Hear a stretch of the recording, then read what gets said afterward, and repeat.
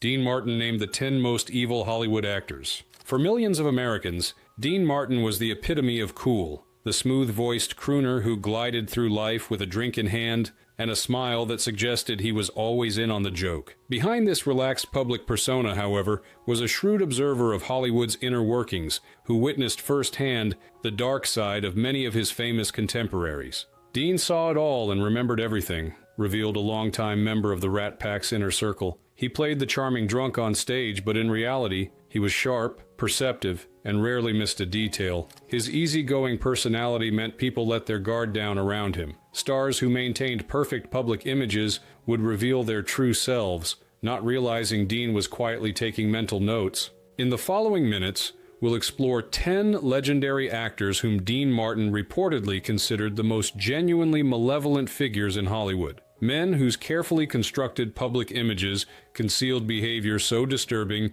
that it shocked even a star who had witnessed nearly every form of bad behavior the entertainment industry could produce. But first, we need to understand how one of classic Hollywood's most physically imposing stars used his size and studio protection to terrorize colleagues and possibly get away with murder, while maintaining a lucrative career playing lovable brutes with hearts of gold. A crook by the name of Baldridge tried to pull a fast one. You don't mean... Yes, but I saved it for you. We have... 1. Wallace Beery, the brute behind the gentle giant. In the 1930s and early 1940s, Wallace Beery's distinctive blend of toughness and tenderness made him one of MGM's most reliable box office draws. Specializing in playing rough-edged men with hearts of gold, most famously in The Champ, Beery created an on-screen image of a lovable brute whose gruffness masked fundamental decency. According to those who worked with him, however, Beery's real personality inverted this formula completely. A vicious bully who used his imposing physical presence,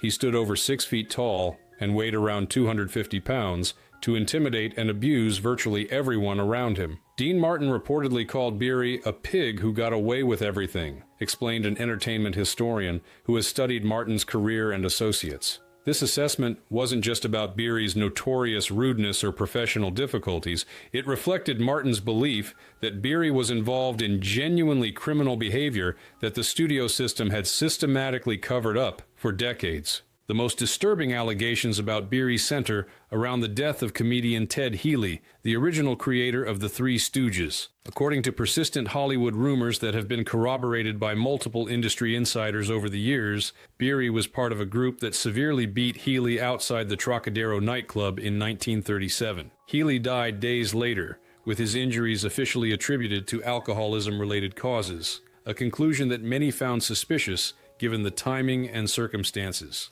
Martin was far from the only Hollywood figure who believed Beery was directly responsible for Healy's death, noted a film historian specializing in studio-era scandals. The story Martin reportedly shared in private was that MGM's fixers had worked overtime to protect their valuable star, pressuring witnesses, paying off law enforcement, and creating a false narrative about Healy's cause of death. Whether this account is entirely accurate or not, what's certain is that rumors about Beery's involvement have persisted for over 8 decades. Beyond this specific incident, Beery's day-to-day behavior on set was notorious for its cruelty and racism. Multiple accounts describe him physically intimidating smaller actors, making racist remarks to black performers and crew members, and creating a climate of fear that studios tolerated because of his commercial value. What particularly disturbed Martin about Beery wasn't just individual incidents, but the complete protection the studio system provided him, observed the cultural analyst. According to those who heard Martin discuss Beery, he viewed him as the perfect example of how Hollywood's image machine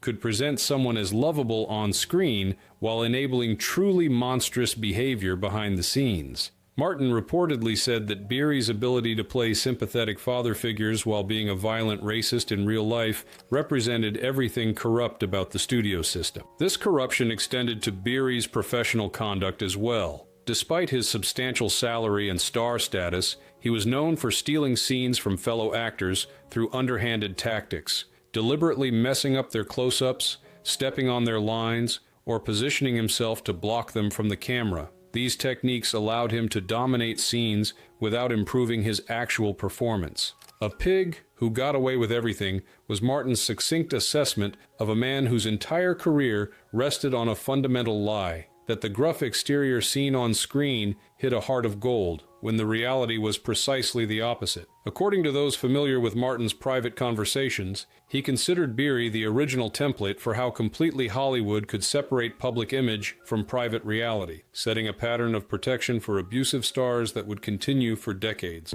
Later on, I got signed up by Paramount and was doing very well, and we used to go to the same church, Catholic. 2. Bing Crosby, the cruel crooner. Few stars better exemplified the gap between public persona and private reality than Bing Crosby. To millions of Americans, Crosby was the soothing voice of Christmas, the wise and gentle father figure from Going My Way, the effortlessly charming crooner whose relaxed style suggested a man completely at peace with himself and the world. This carefully crafted image stands in stark contrast to the private reality revealed by Crosby's sons after his death, a father whose parenting involved physical abuse, emotional cruelty, and a cold perfectionism that left lasting scars on his children. Dean Martin had a particularly interesting perspective on Crosby because they occupied similar cultural territory as singing actors, explained the entertainment historian. But according to those close to Martin, he found Crosby's dual nature especially disturbing. Martin allegedly told friends,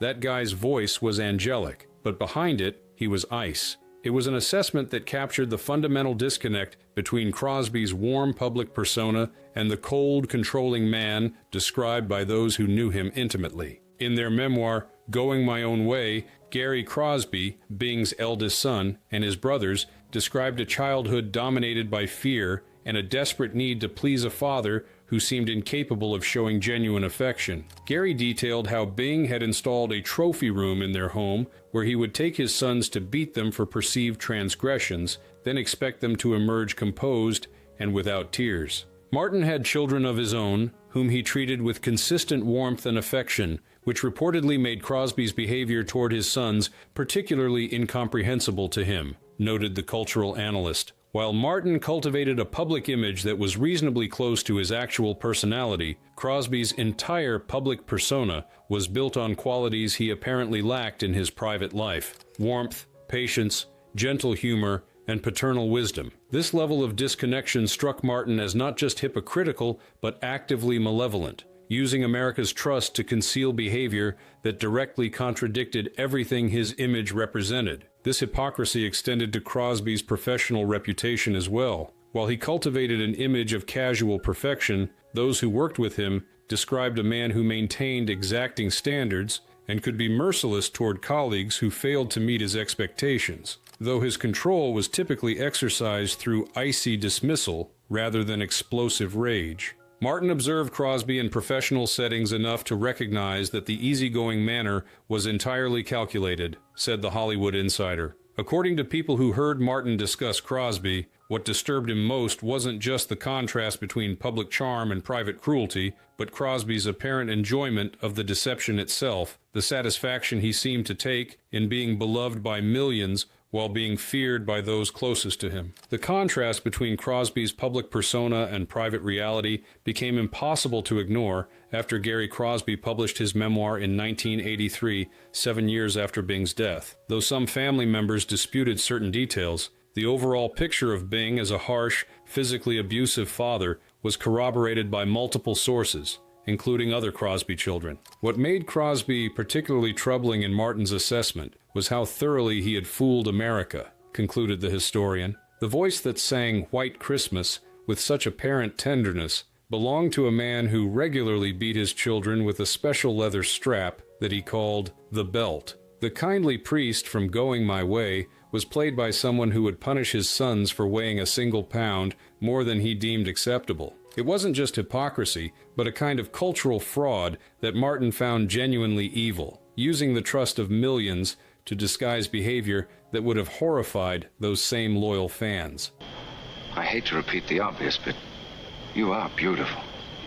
Something so cool. 3. Errol Flynn, the predatory swashbuckler. When Errol Flynn swashbuckled across theater screens in classics like Captain Blood and The Adventures of Robin Hood, he embodied a particular kind of dashing heroism that captivated audiences worldwide. With his athletic grace, roguish charm, and physical beauty, Flynn became Hollywood's definitive action hero of the 1930s and early 1940s. a man whose very name became synonymous with romantic adventure. Behind this heroic image, however, was a man whose real-life behavior was disturbing even by Hollywood's permissive standards. According to those familiar with Dean Martin's private assessments, Flynn represented a particularly dangerous type of predator, someone who used his charm and celebrity status to engage in behavior that ranged from troubling to potentially criminal. Martin reportedly had a blunt assessment of Flynn, noted the entertainment historian. He allegedly told friends, "You don't want your sister anywhere near him." It was a warning that reflected what many in Hollywood knew about Flynn's treatment of women,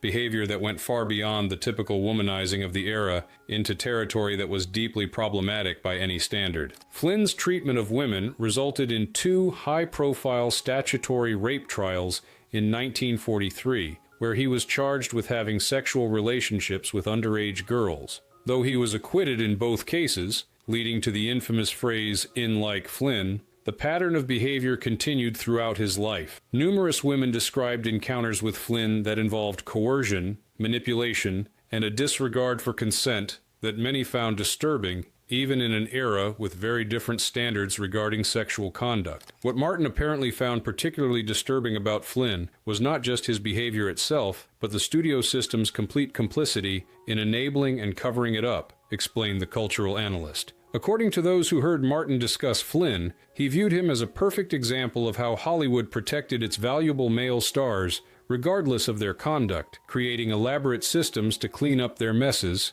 silence potential accusers, and maintain profitable public images regardless of the human cost. Beyond his treatment of women, Flynn's private life revealed other troubling aspects that contradicted his heroic screen image. Despite playing soldiers fighting against Nazi Germany in films like Desperate Journey, Flynn reportedly harbored Nazi sympathies and was investigated by the FBI for potential ties to fascist organizations. His autobiography and private correspondence revealed views on race and politics that stood in stark contrast to the freedom-fighting heroes he portrayed on screen. Martin's assessment of Flynn wasn't just about his personal moral failings, but about the fundamental dishonesty of the entire enterprise, observed the film historian. Here was a man playing heroes fighting for justice and protecting the vulnerable, while in his private life he reportedly preyed on young women and expressed sympathy for regimes that represented the opposite of everything his characters stood for. This level of hypocrisy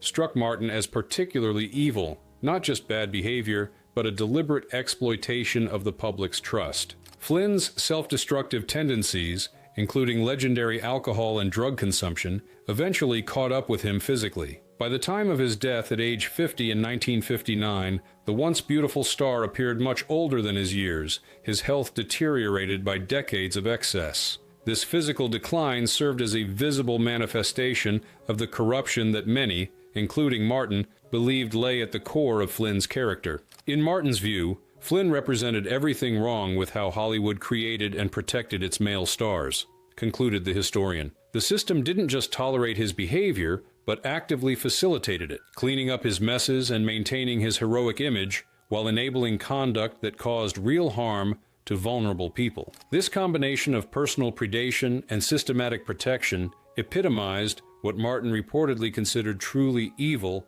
about certain corners of Hollywood: the willingness to sacrifice basic human decency for commercial success. You're trying to rogue me, Colonel? Well, why should I want to do that? Exactly. It would be a pity to lose your promotion before you get it. 4. Adolphe Menjou, the elegant informer. For movie audiences of the 1930s and 1940s, Adolphe Menjou epitomized sophisticated elegance. With his perfectly trimmed mustache, impeccable tailoring, and continental charm, Menjou specialized in playing urbane gentlemen, suave diplomats, and polished authority figures. This refined screen persona made him one of Hollywood's most reliable supporting players, appearing in classics like Paths of Glory and The Front Page. Behind this cultivated image of European sophistication, however, was a man who played a far darker role during one of Hollywood's most troubling periods, the McCarthy-era blacklisting that destroyed countless careers based on actual or alleged communist sympathies. According to those familiar with Dean Martin's private opinions,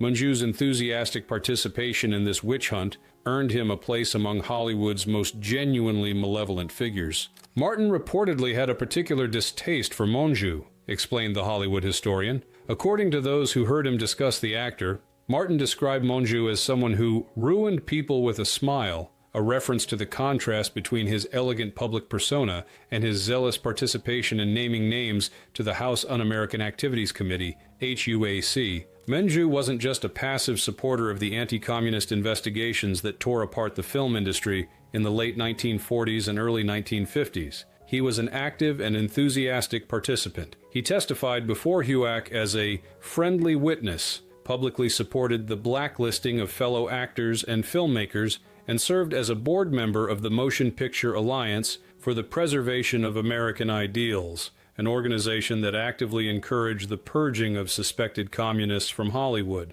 What Martin found particularly disturbing about Monjou wasn't just his political views, which skewed far right, but his apparent eagerness to destroy the livelihoods of his colleagues, noted the cultural analyst. According to those familiar with Martin's assessments, he viewed Monjou as someone who took pleasure in his role as informer, who enjoyed watching talented people lose their careers while he continued to prosper. This combination of destructiveness and satisfaction struck Martin as genuinely evil rather than merely misguided. This assessment was shared by many of Monjou's contemporaries, particularly those who suffered under the blacklist. Director Joseph L. Mankiewicz reportedly described Monjou as a right-wing prick who spent his life giving evidence against other people. Lauren Bacall, who witnessed the blacklist's effects on her husband Humphrey Bogart and their friends, described Monjou as one of the first to go and talk to the House Un-American Activities Committee and about as un-American as anyone I've ever seen. Martin's perspective on the blacklist era was particularly interesting because he largely stayed out of politics himself,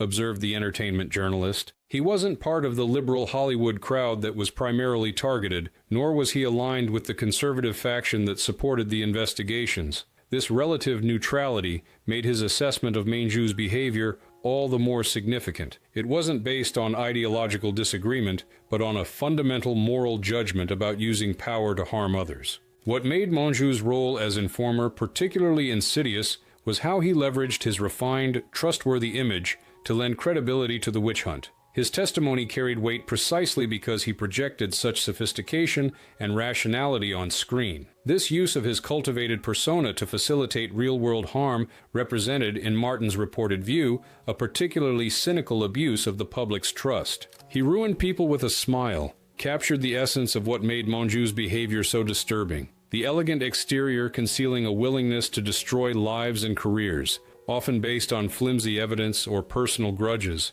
For many in Hollywood, including apparently Martin, Monjou's eagerness to sacrifice his colleagues' livelihoods while protecting his own career represented a fundamental moral failure that no amount of sartorial polish could disguise. In Martin's reported assessment, Monjou represented a particular kind of evil, not the explosive violence of a Beery or the predatory behavior of a Flynn, but the cold calculation of someone who used the system to eliminate rivals and enemies while maintaining a facade of civility, concluded the historian. This combination of destructiveness and sophistication earned him a place on Martin's mental list of Hollywood's most genuinely malevolent figures, someone whose elegance on screen concealed a willingness to destroy lives in pursuit of his own ideological agenda and professional advancement. But tell me, what would you do without me? What would you do, boy?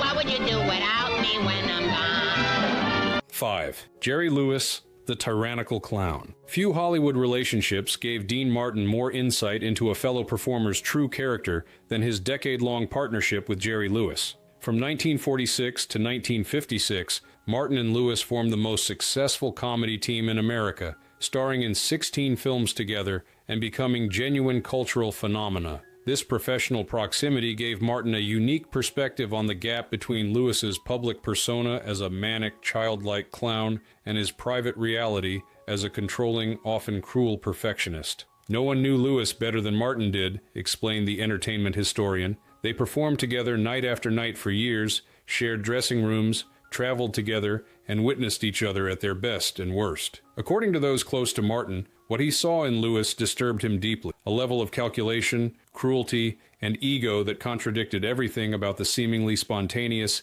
innocent character Lewis portrayed on screen. This contradiction became increasingly apparent as their partnership progressed. While Lewis presented himself to the public as an uninhibited man-child whose comedy emerged from pure id, behind the scenes, he was meticulously controlling every aspect of their performances, gradually pushing Martin into a secondary role and treating crew members and support staff with legendary harshness. After their bitter split in 1956, Martin allegedly summed up his experience with Lewis by saying, "The public loved the clown. I lived with the tyrant," noted the cultural analyst. It was an assessment that captured the fundamental disconnect between Lewis's carefully constructed public image and the reality that Martin had experienced firsthand for a decade, a reality that included explosive rage, humiliation of subordinates, and an obsessive need for control that made him increasingly difficult to work with. Lewis's treatment of crew members became particularly notorious as his solo career progressed after the split with Martin. Multiple accounts describe him berating camera operators, makeup artists, and production assistants for minor perceived failures, often reducing them to tears in front of the entire crew. Female staff members reportedly faced especially harsh treatment, with Lewis known for making demeaning comments about their appearance or intelligence. What Martin apparently found most disturbing about Lewis was his enjoyment of others' humiliation, said the Hollywood Insider, familiar with both men. According to those who heard Martin discuss Lewis privately, what elevated Lewis's behavior from merely difficult to actively malevolent was the pleasure he seemed to take in exercising power over others, in creating fear and uncertainty among those who worked for him. This wasn't just the pursuit of perfection, but something that appeared to satisfy a darker need in Lewis's personality. This assessment was shared by many who worked with Lewis throughout his long solo career after the split with Martin. While his extraordinary talent and commercial success ensured continued employment, stories of his on-set behavior became legendary in Hollywood. Tales of tantrums, vindictiveness, and a level of ego that seemed designed to compensate for deep insecurities. The contrast between Lewis's public charity work, particularly his decades hosting the Muscular Dystrophy Association telethon, and his private treatment of colleagues, created a moral complexity that Martin reportedly found particularly troubling, observed the cultural analyst. Here was someone who could genuinely weep for children with muscular dystrophy on camera, then turn around and viciously berate a young production assistant until she was in tears. This duality suggested a person who could perform empathy brilliantly while often seeming incapable of practicing it in his daily interactions. Martin and Lewis's relationship remained strained for decades after their professional split, with only a brief public reconciliation orchestrated by Frank Sinatra on Lewis's telethon in 1976. This persistent coolness suggested that the wounds from their partnership went beyond typical creative differences or commercial disputes, reflecting deeper issues with Lewis's character that Martin never fully articulated publicly, but apparently shared with close friends. Martin's unique insight into Lewis came from experiencing the full arc of his transformation, concluded the historian. He had known Lewis when he was still a hungry young performer, watched his evolution into a controlling partner, and then observed from a distance as Lewis's unchecked ego and power led to increasingly tyrannical behavior in his solo career. This complete picture informed Martin's reportedly harsh assessment of someone the public continued to embrace as a beloved comedian and humanitarian. When Martin allegedly said, "I lived with the tyrant," he was speaking from a decade of direct experience with behavior that the public never saw, the reality behind the carefully constructed image of the lovable clown. Condition a man to killing other men. I simply want to determine how conditioned the lieutenant may be to the use of firearms on... 6. George C. Scott, brilliant madman. Few actors combined extraordinary talent with genuinely frightening behavior more completely than George C. Scott. His performances in films like Patton and Dr. Strangelove stand among the most powerful in American cinema, earning him critical acclaim and an Oscar, which he famously refused. Behind this undeniable artistic brilliance, however, was a man whose volatile temperament and capacity for violence made him one of Hollywood's most feared figures. According to those familiar with Dean Martin's private assessments, Scott represented a particular kind of danger, someone whose artistic genius seemed inextricably linked with a personality so volatile that those around him were in constant danger of becoming collateral damage to his internal demons. Martin reportedly had a succinct assessment of Scott, explained the entertainment historian. He allegedly said, "You don't act like Patton if you're not already a little insane."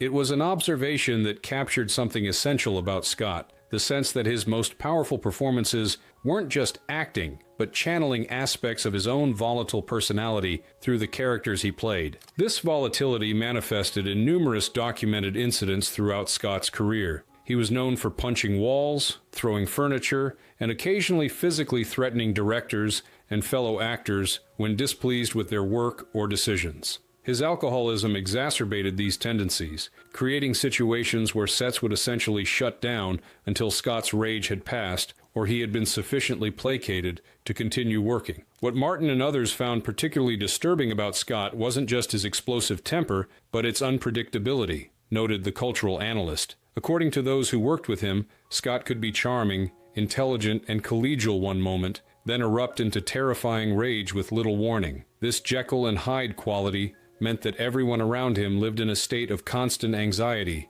never knowing what might trigger his next explosion. This unpredictability extended to Scott's personal relationships as well. His marriage to actress Colleen Dewhurst was marked by violent arguments and reconciliations, creating a turbulent domestic situation that mirrored the chaos he often brought to film sets. While both Scott and Dewhurst were open about the volatility of their relationship, those close to them reported genuinely concerning levels of conflict that went beyond a typical marital disagreements. Martin's assessment of Scott reflected a broader question about the relationship between genius and destructive behavior, observed the film historian. Throughout his career, Martin had worked with many difficult but brilliant performers, but Scott apparently represented something different to him, someone whose artistic contributions, however significant, might not justify the human damage created in their wake. The question of whether great art excuses terrible behavior seemed to be one that Martin had resolved firmly in the negative, regardless of how compelling Scott's performances might be. This perspective aligned with Martin's general approach to his own career, where he valued professionalism and consideration for others above artistic ego or temperamental displays. Having built his success on reliability and collegiality, Martin reportedly found Scott's behavior not just difficult, but fundamentally disrespectful to the collaborative nature of filmmaking itself. What elevated Scott from merely difficult to actively malevolent in Martin's reported assessment was the sense that he used his talent as license for behavior that wouldn't be tolerated from anyone else, explained the cultural analyst. The industry's willingness to accommodate Scott's volatility because of his extraordinary performances created a situation where his worst tendencies were enabled rather than addressed, a pattern that Martin apparently viewed as corrupting not just to Scott himself, but to the entire filmmaking process. Despite these concerns, Scott's legacy remains primarily defined by his remarkable performances rather than his behind-the-scenes behavior,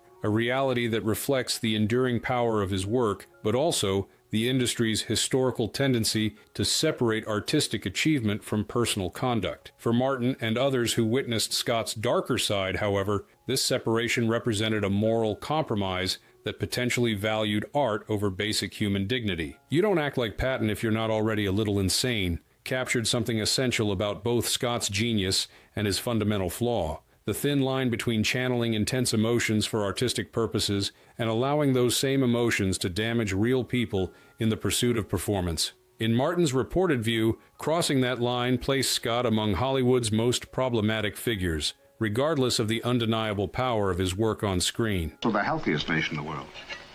That means the highest medical care for the lowest income groups, and that goes... 7. Spencer Tracy, the Violent Saint. Few actors in Hollywood history have been more universally respected for their craft than Spencer Tracy. His naturalistic acting style, so authentic that he famously advised younger actors that the secret was simply to know your lines and don't bump into the furniture, earned him 9 Academy Award nominations and 2 consecutive wins. On screen, Tracy often embodied moral authority, decency, and thoughtful masculinity. Off-screen, however, Tracy's legendary alcoholism revealed a man capable of shocking violence and cruelty, a dark side that his long-term partner Katharine Hepburn and the studio system worked diligently to keep hidden from the public. According to those familiar with Dean Martin's private opinions, this disconnect between Tracy's saintly screen persona and his sometimes vicious private behavior earned him a place among Hollywood's most fundamentally dishonest figures. Martin reportedly had a particularly vivid assessment of Tracy, noted the Hollywood historian. He allegedly said, "He could charm a crowd and break someone's jaw an hour later."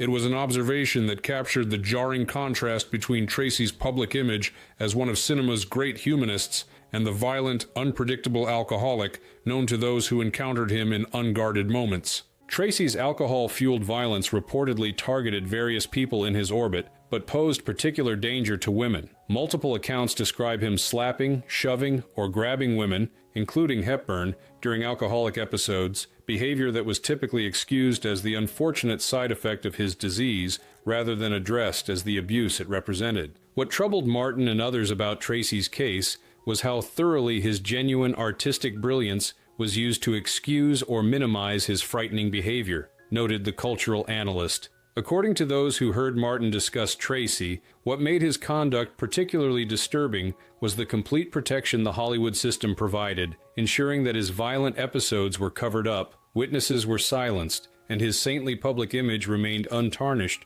regardless of his actual conduct. This protection extended to Tracy's complex personal life as well. Despite remaining legally married to his wife Louise for 43 years, his long-term relationship with Hepburn was an open secret in Hollywood while being carefully hidden from the public. This arrangement, essentially a studio-sanctioned fiction designed to maintain Tracy's image, reflected the larger pattern of deception that characterized his career. Martin had a particular sensitivity to the gap between public persona and private reality, explained the entertainment journalist who knew Martin during his later years. Having worked in Hollywood for decades, he had seen countless examples of stars whose actual personalities bore little resemblance to their screen images. But according to those who heard his private assessments, he considered Tracy a special case, someone whose moral authority on screen made his private behavior particularly hypocritical and disturbing. This hypocrisy was especially evident in films where Tracy portrayed characters standing against violence or injustice.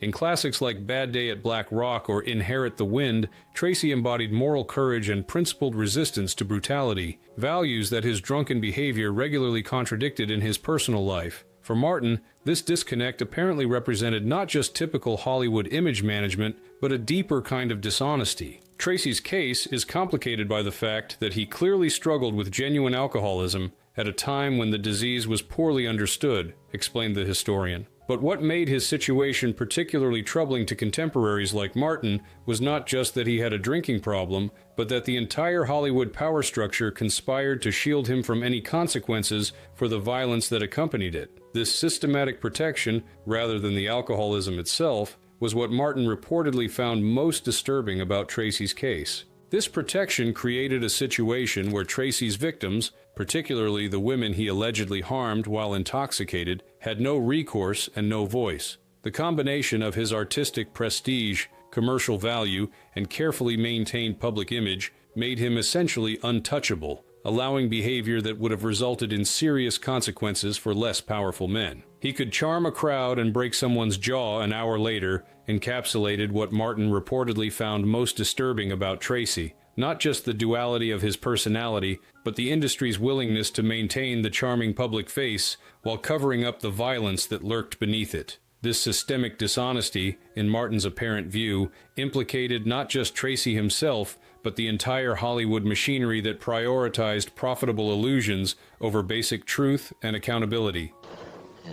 Well, do you know what it is? No. 8. Sterling Hayden, the paranoid giant. Standing 6 feet 5 inches with rugged features and an imposing presence, Sterling Hayden should have been one of Hollywood's greatest leading men. His performances in films like The Asphalt Jungle, Dr. Strangelove, and The Godfather revealed genuine talent beneath his striking physical presence. Yet Hayden's career never reached the heights his abilities might have suggested, a limitation due largely to his volatile temperament, substance issues, and tendency to alienate virtually everyone with whom he worked. According to those familiar with Dean Martin's private assessments, Hayden represented a particular kind of Hollywood tragedy, someone whose self-destructive behavior and hostility toward colleagues not only damaged his own career, but created chaos for everyone unfortunate enough to work with him. Martin reportedly had a clear-eyed view of Hayden's wasted potential, explained the film historian. He allegedly commented, "He could have been great if he didn't want to fight everyone." It was an assessment that captured both Hayden's undeniable gifts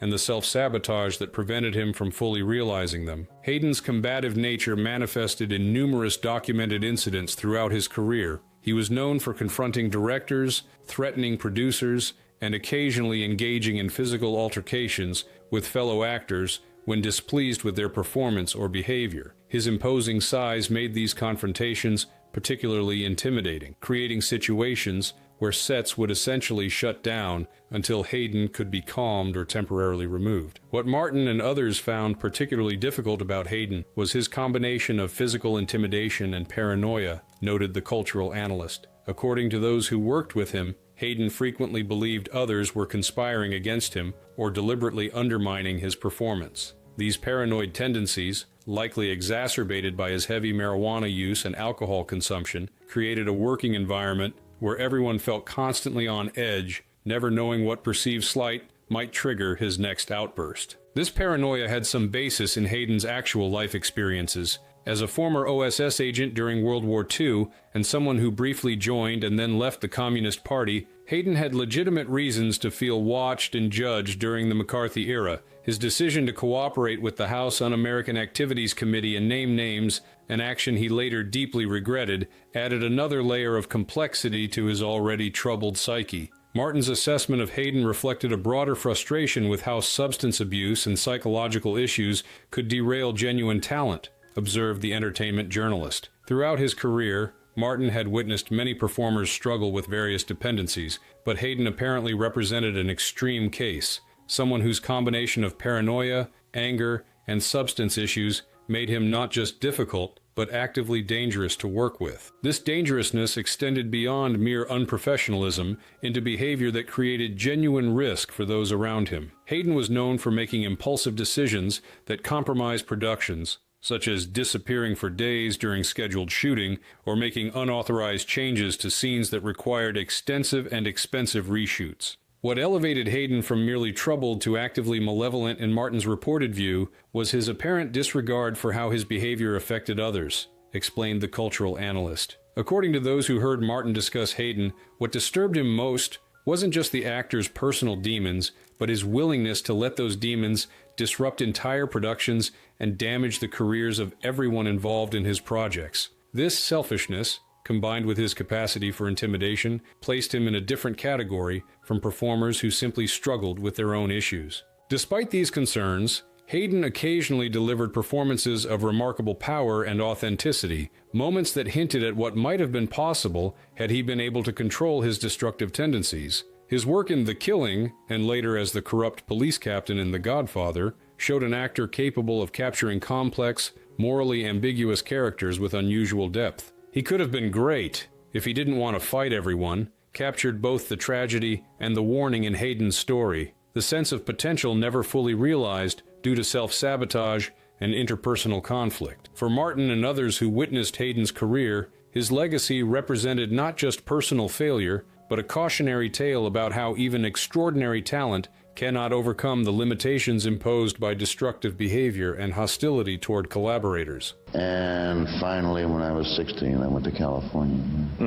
But why? I mean, you dropped out of school. Well, you know, 9. Robert Mitchum. Cool exterior, cold heart. With his hooded eyes, laconic delivery, and physical presence that suggested coiled power rarely fully unleashed, Robert Mitchum created a screen persona that defined a particular kind of mid-century masculine cool. In noir classics like Out of the Past and Night of the Hunter, Mitchum brought a natural authenticity that made him one of Hollywood's most compelling leading men, someone whose apparent effortlessness concealed careful craft. Behind this cool exterior, however, was a personality that many found deeply troubling once the cameras stopped rolling. According to those familiar with Dean Martin's private opinions, Mitchum's carefully constructed image of relaxed indifference masked a coldness toward others that sometimes bordered on genuine cruelty. Martin apparently had complicated feelings about Mitchum, explained the entertainment historian. He reportedly told friends Dean respected his acting, but never trusted him. It was an assessment that distinguished between Mitchum's undeniable talents as a performer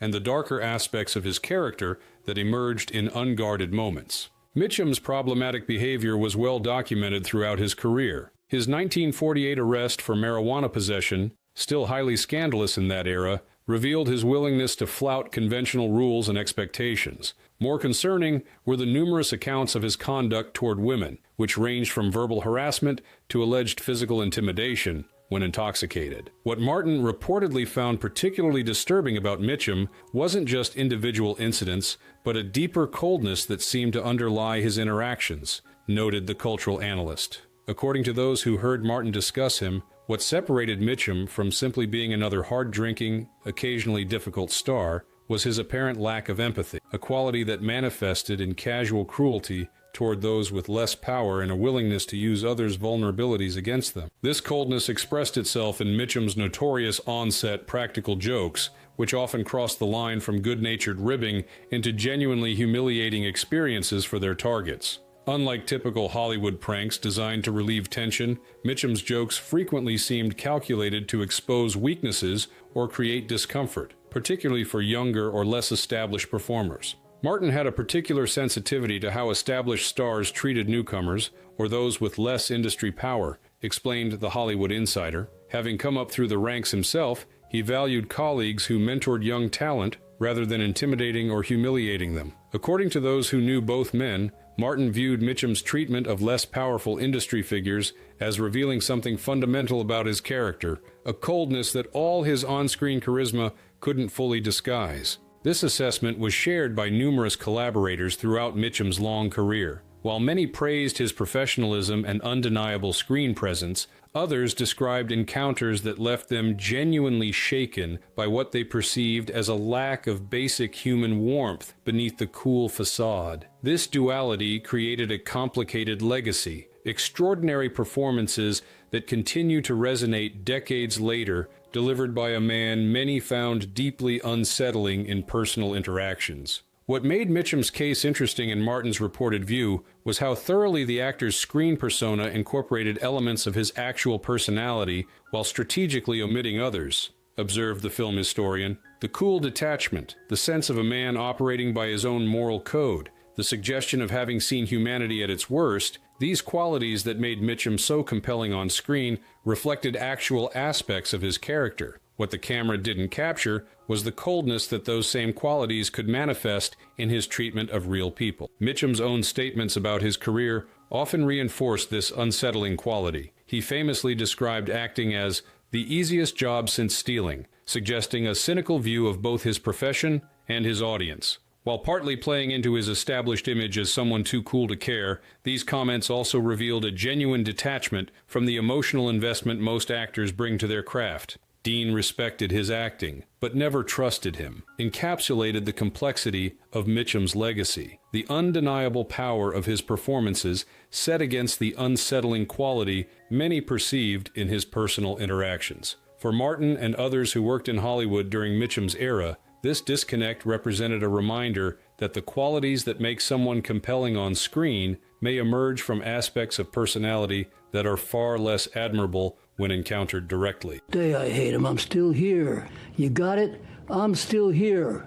I'm 80. 10. Robert Blake, The Danger Behind Beretta. Long before he became headline news following the 2001 murder of his wife Bonnie Lee Backley, a crime for which he was acquitted in criminal court but later found liable in a civil trial, Robert Blake had established a reputation as one of Hollywood's most volatile and unsettling personalities. From his early success as a child actor in the Our Gang series to his adult stardom in Cold Blood and the television series Beretta, Blake's career was marked by critical acclaim and increasingly disturbing behind-the-scenes behavior. According to those familiar with Dean Martin's private opinions, Blake's instability and capacity for frightening rage had registered as warning signs long before the tragic events that would later define his public image. Martin allegedly commented to friends, "That guy gave me the creeps way before the trial," an assessment that proved tragically prescient given Blake's later legal troubles. Martin's intuition about Blake apparently stemmed from direct observation, explained the entertainment historian. Though they weren't close, Martin had encountered Blake at industry events and reportedly witnessed disturbing flashes of the anger and instability that would later become central to public perceptions of him. According to those who heard Martin discuss Blake, what he found particularly unsettling was the actor's inability to maintain normal professional boundaries. his tendency to become inappropriately intense even in casual industry interactions. This intensity manifested in numerous documented incidents throughout Blake's career. He was known for explosive outbursts on set, confrontations with directors and network executives, and behavior so erratic that production sometimes had to shut down until he could be calmed or reasoned with. His reputation for difficulty became so established that despite his obvious talent, many producers and directors simply refused to work with him. What Martin and others found particularly disturbing about Blake was the sense that his anger wasn't just professional temperament, but something deeper and potentially dangerous, noted the cultural analyst. According to those who worked with him, Blake's rage seemed to emerge from profound psychological wounds rather than typical Hollywood ego, creating situations where his reactions seemed wildly disproportionate to whatever had triggered them. These disproportionate reactions created an atmosphere of fear among many who worked with Blake, particularly during his years on Baretta. Crew members reported walking on eggshells to avoid triggering his temper, with some refusing assignments that would put them in direct contact with the volatile star. This fear wasn't just about professional discomfort, but genuine concern about physical safety, given Blake's unpredictable behavior. Martin's reported assessment of Blake reflected a broader concern about how the industry enabled destructive behavior through accommodation and rationalization, observed the entertainment journalist. Throughout his career, Martin had witnessed the star system protect difficult performers whose commercial value outweighed the human cost of their conduct. According to those who heard his private comments, he viewed Blake as a particularly disturbing example of this pattern, someone whose obvious psychological issues were treated as mere eccentricity until they could no longer be ignored. This enabling reached its peak during Blake's years on Baretta, when his star power gave him extraordinary control over the production and effectively insulated him from consequences for his behavior. Network executives, concerned about losing their hit show, repeatedly intervened to smooth over conflicts created by Blake's outbursts and demands, creating a situation where his worst tendencies were accommodated rather than addressed. What elevated Blake from merely difficult to actively concerning in Martin's reported view was the sense that his rage contained genuine potential for violence, explained the cultural analyst. According to those who heard Martin discuss Blake, what disturbed him most wasn't just the actor's temperamental outbursts, but a coldness beneath the rage, a quality that suggested his anger wasn't just loss of control, but could potentially become something more calculated and dangerous. This assessment gained tragic relevance in 2001, when Blake's wife Bonnie Lee Bakley